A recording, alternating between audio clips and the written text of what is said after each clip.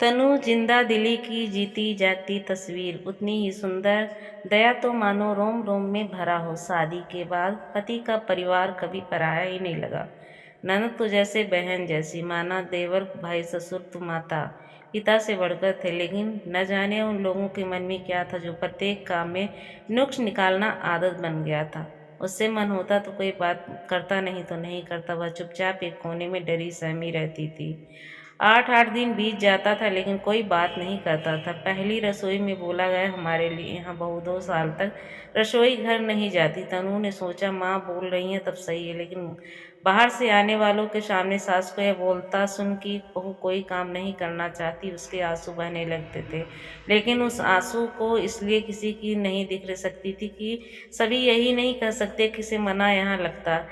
मायका का याद आ रहा होगा। उससे उस दिन की याद आ गई जब वह मायके से फोन के बाद अपने पति के ख्यालों में खोई थी कि सास ने ससुर जी से कहा, माँ ने कुछ कहा होगा इसीलिए मुंह बनाकर घर में बैठी है। दिन भर होने वाली शिकायतों से परेशान रहने लगी थी। स्नान घर में बैठकर आंसू बहाना तो अब आदत बन गई थी।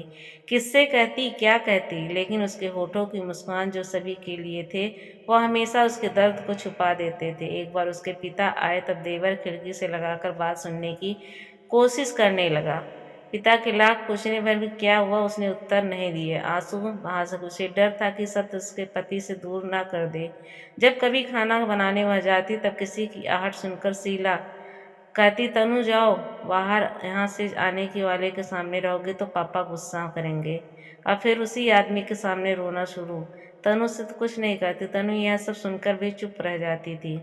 स्वरूप ननद तो हमेशा कहती थी कि आप के आने के बाद मुझे बहुत काम करना पड़ता है, लेकिन इसलिए कि सास शीला तनु को कोई बहाने से मना न कर दे। वह काम स्वरूप को करवाकर घर के बाहर तक बहू कोई काम नहीं करती बताना चाहती थी। तनु जब भी काम करना चाहती तब कोई न कोई बहाना से बात करना बंद कर देती। तनु को हिम्मत ही नहीं होती कि वह रसोई घर के अंदर जाए।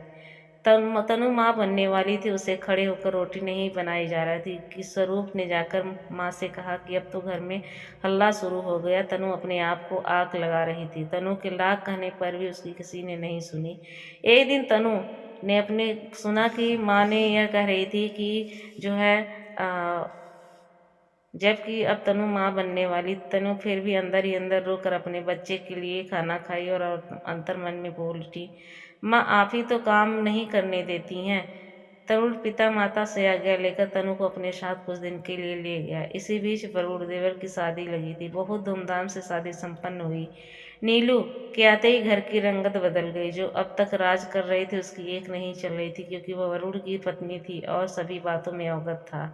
आज नीलू को बाजार जाना था। आज नीलू श्रीनगर घूमने जाएगी और बात पूरी नहीं होने के घर में जाना मुश्किल हो जाएगा। शीला का एक नहीं चल रहा था। अब घर ठीक ठाक चलने लगा। भरत ससुर चुपचाप वरुण और नीलू को पैसे देने लगे।